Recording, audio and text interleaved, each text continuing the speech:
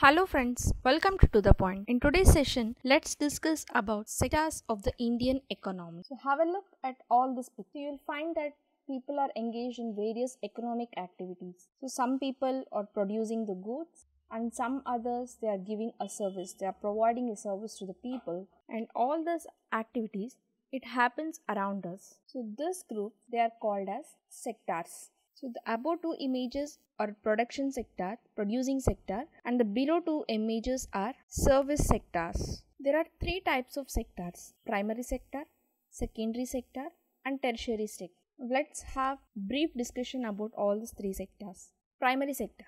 There are many activities that are undertaken by directly using natural resources. For example, consider the cultivation of a cotton. It takes place within a crop season.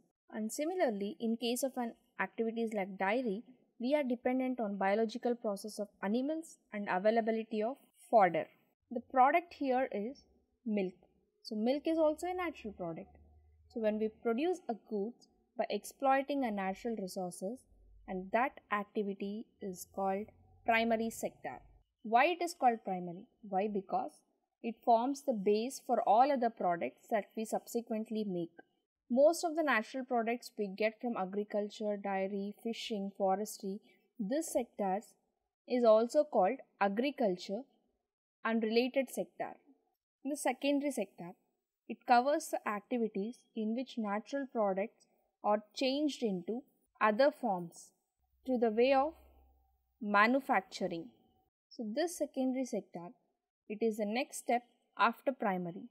The product is not produced by nature, but it has to be made, and therefore some process of manufacturing is necessary.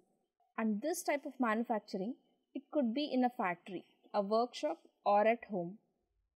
For example, using cotton fiber from the plant, we spin yarn and we weave. Using sugarcane as a raw material, we make sugar or a jaggery. This sector, it is associated with different kinds of industries, and therefore the secondary sector, it is also known as industrial sector.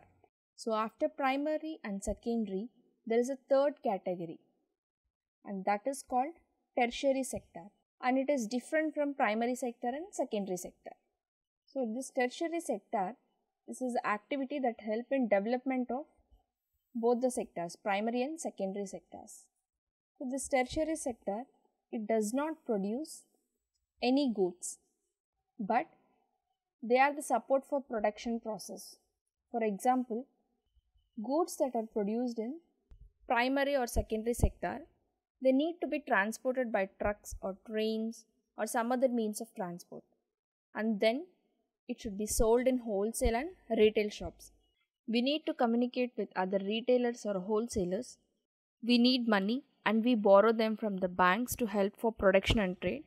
And this transport, storage, communication, banking, trade, these are examples of tertiary activities.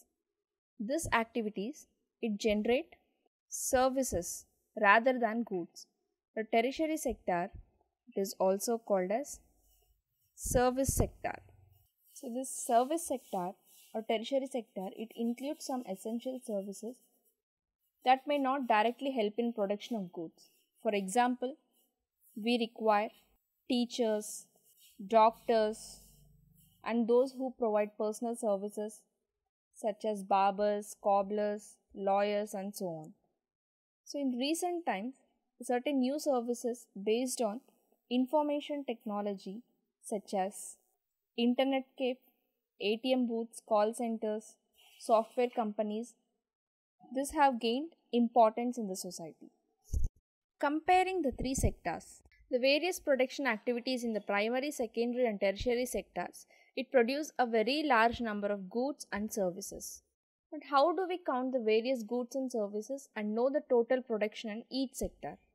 So with so many thousands of goods and services produced, so we might think that it is not possible to count, and it is a very big task. So to get around this problem, economists suggest that the values of goods and services, it should be used rather than adding up the actual numbers. For example, 10,000 kgs of wheat is sold at 8 rupees per kg. The value of wheat will be 80,000 rupees. And the value of 5,000 coconuts, 10 rupees per coconut, will be around 50,000 rupees. So like this, the value of goods and services in the three sectors, they are calculated and then added up. But there is one precaution that one has to take. Not every goods or services that is produced and sold, it needs to be counted. It makes sense only to include the final goods and services. So for instance, let's say a farmer who sells wheat to a flour mill for rupees 8 per kg, the mill grinds the wheat and sells the flour to a biscuit company for 10 rupees per kg. The biscuit company uses the flour and the things like sugar and oil to make 4 packets of biscuit, and it sells biscuit in the market to the consumer for 60 rupees. That is 15 rupees per packet it is selling. So biscuits are the final goods, and that is the goods that reach the customers finally. So only final goods and services are counted. So in contrast to final goods, goods such as wheat and the wheat flour in this example, they are an intermediate goods. Intermediate goods, they are used up in producing final goods and services. So the value of final goods, it already includes the value of the intermediate goods that are used in making the final goods. The value of final goods and services produced in each sector during a particular year, it provides the total production of the sector for that year. And the sum of production in the three sectors, it gives GDP of the country, which is called Gross Domestic Product. So Gross Domestic Product, GDP, it is the value of all final goods and services produced within a country during a particular year. And this GDP, it shows how big the economy is. So in India, the big task of measuring GDP, it is undertaken by the central government ministry. So this ministry, with the help of various government departments of all the Indian states and union territories, it collects the information that relates to total volume of goods and services, and their prices then estimate GDP. Primary, secondary and tertiary sectors in India. So this graph, it shows the production of goods and services in all the three sectors. So this is shown for 2 years, 1973 to 74 and 2013 to 14. So the blue color indicates primary sector, and red indicates secondary, and green indicates tertiary sector. So you can see how the total production it has grown over the 40 years. From the graph we can say that the tertiary sector, that is the importance of tertiary sector has been rising, and it has a demand in the society. And over 40 years, between 1973-74 and 2013 and 14, the production in all the three sectors has increased, and it increased the importance in tertiary sector. And as a result, in the year 2013-14, the tertiary sector, it has emerged as the largest producing sector in India, replacing primary sectors. So why is that the tertiary sector becoming so important in India? And there are several reasons for it. First, in any country, several services such as hospitals, educational institutions, post and telegraph services, police station, courts, village administrative offices, banks and so on, they are required and it is necessary. And this can be considered as basic services. In a developing country, the government has to take the responsibility for the provisions of these services. And second, the development of agriculture and industry, it leads to the development of services. Services like transport, trade, storage and so on. So greater the development of the primary and secondary sector, more would be the demand for service sector. And third, as income level rises, certain sections of people, they start demanding many more services like eating out, tourism, shopping, private hospitals and so on. So we can see this change sharply in the cities, especially in bigger cities. And fourth, over the past decade, certain new services such as those based on information and communication technology have become important and essential. So the production of these services, it has been rising rapidly. So where are the most of the people employed? So this is the graph that presents the percentage share of three sectors in GDP. Now you can directly see the changing importance of the sectors over 40 years. So there is a remarkable fact about India, and it is that while there has been a change in the share of three sectors in GDP, a similar shift has not taken place in the employment. So this graph, it shows the share of employment in the three sectors in the year 1972 to 73 and 2011 to 12. The primary sector, it continues to be the largest employer even now. So this shift, it has not taken place in the case of employment. It is because enough jobs were not created in the secondary and tertiary sectors.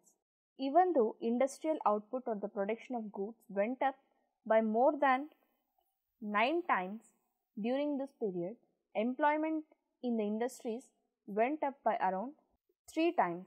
So the same applies to the tertiary sector as well. The production in service sector, it rose by 14 times, and the employment in service sector, it rose by 5 times. So as a result, more than half of the workers in the country, they are working in primary sector, mainly in agriculture, producing only a quarter of GDP of our country. So we can say that many workers in agricultural sectors, they are underemployed. For example, take the case of a small farmer who is owning just 2 hectares of unirrigated land, and he is dependent only on rain and growing crops like jowar and arhar. And all the 4 to 5 members in his family, they are involved in labor work of their own farm. Each one is doing some work, but no one is fully employed. So this is a situation of underemployment, where people are apparently working, but all of them are made to work less than their potential. And this kind of underemployment, it is hidden in contrast to someone who does not have a job, and it is clearly visible as unemployed.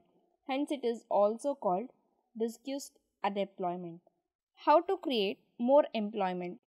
A study that is conducted by the Planning Commission, which is known as Niti Aayog, it estimates that nearly 20 lakh jobs it can be created in education sector alone. And similarly, if we are to improve the health education, we need many more doctors, nurses, health workers and so on to work in rural areas. So every state or region, it has potential for increasing the income and employment for people in that area. And it could be tourism or general craft industries or new services like IT. And some of this would require a proper planning and support from the government. For example, the study by the Niti Aayog says that if tourism as a sector is improved, every year we can give additional employment to more than 35 lakh people. So for the short term, we need some quick measures. Recognizing this, the central government in India made a law implementing right to work. So in about 625 districts of India, and it is called Mahatma Gandhi National Rural Employment Guarantee Act 2005. In short, it is called as MGNRGA 2005. So under MGNRGA 2005, all those who are able to and who are in need of work in rural areas, they are guaranteed 100 days of employment in a year. And if the government fails in its duties to provide employment, it will give unemployment allowances to the people. And the type of work given to the people, it helps to increase the production from land, which will be given preferences under this act. Division of sectors. So all the 3 sectors, it is divided into 2 types: organized sector and unorganized sector. So this organized sector, it covers those enterprises or places of work where the employment is regular and the people have an assured work and they have registered by the government and they have to follow its rules and regulations such as Factories Act, Minimum Wages Act, Payment of Gratuity Act, Shops and Establishment Act and so on.